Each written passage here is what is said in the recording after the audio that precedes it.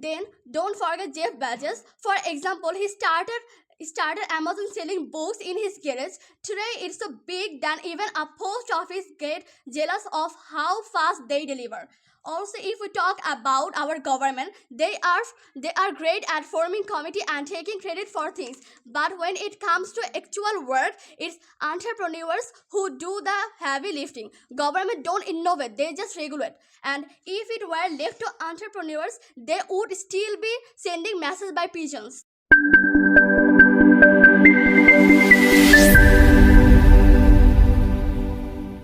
Good morning, everyone. Respecting judges, audience, my dear team member, and my fellow opponents. Thank you, everyone, for presenting here and listen me carefully. I'm Lamia Akter Mithila, the fourth speaker of Team B.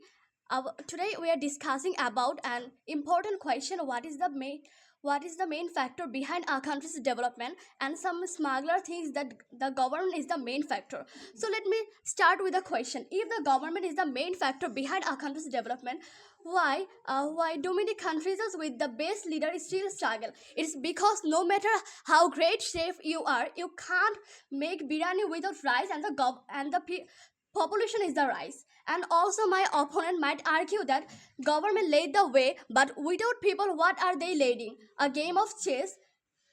Furthermore, a government without its population is like a pizza without its topping. Technically, it exists, but no one impressed.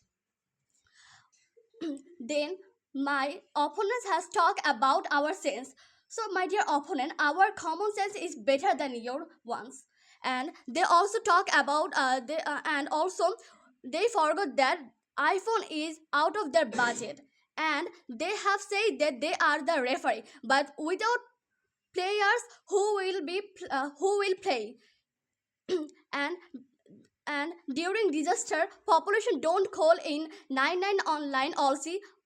Only think about yesterday's situation of Rupali Bank. And my opponent has talked about laws and order. If the government maintain law and order, it is the people who work, produce, and innovate to drive population. And the government make the rules, but it is the people who actually play the game. Furthermore, they have talked about disaster population. In disaster pollution is population is the best. For example, the flood of 2022, where the population worked as a volunteers and collected fund. So my first point is entrepreneurship, the art of convincing people to buy things they didn't even know they needed. Entrepreneurs are the real hustlers of the world. They take a random idea, slap on some fancy words, and it become $1 billion startups. Now my opponent might say, oh, government are the main factor behind our country's development. Really, when was the last time our government invented anything cool? They are busy to debate policies, while entrepreneurs are out here creating app to deliver pizza by drone at midnight. Also think about Steve Jobs. He didn't call the minister to ask, should I create iPhone? He just did. And speaking of crazy ideas, let's not forget Elon Musk. The man started a company to sell electronic cars, and he is literally trying to send people to the Mars, while our government is still figuring out how to fix their Wi-Fi. That's entrepreneurship, a mix of genius, ambition, and touch of madness. Then don't forget Jeff Bezos. For example, he started Amazon selling books in his garage. Today it's so big that even a post office get jealous of how fast they deliver. Also, if we talk about our government, they are great at forming committee and taking credit for things. But when it comes to actual work, it's entrepreneurs who do the heavy lifting. Government don't innovate, they just regulate. And if it were left to entrepreneurs, they would still be sending messages by pigeons. And entrepreneurs are the real heroes. They are not just about making money, it's about solving problem, creating job, and occasionally make us laugh at their works and ideas. Without them, the government wouldn't have over Netflix, Amazon, even Instagram and Facebook. There they uploaded their valueless picture. Government might build the roads, but it's entrepreneurs who put the Teslas on them, and that's what drives real development. I think our government don't know what is Tesla.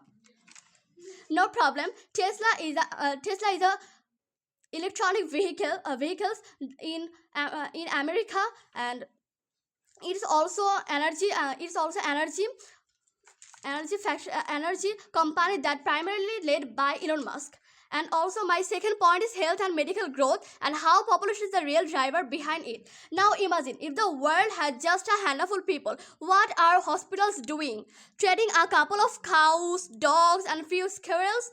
No patient, no progress. If there is no patient, then who would the doctor treat? His pet goldfish? So my opponent, do you believe government are the real heroes in healthcare?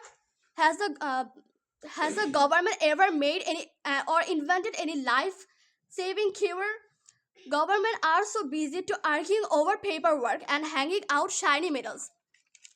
Don't forget that growing population mean more doctor, more nurse, more scientist, etc. So without population, healthcare wouldn't be like a show without no audience, and the doctor would just be taking themselves, and hospital would be ghost towns, and their ghost would be treated. So to my opponent, you can't have healthcare without people. Population isn't just important; it's the secret. It's the secret ingredients that make the whole medical world go round. If I talk about government, they often focus on short-term goals due to election cycles, prioritizing immediate gain over long-term development. So a country's development definitely relies on its population and driving entrepreneurship and growth of healthcare and medical sector. Thanks for having our patience. Assalamu alaikum.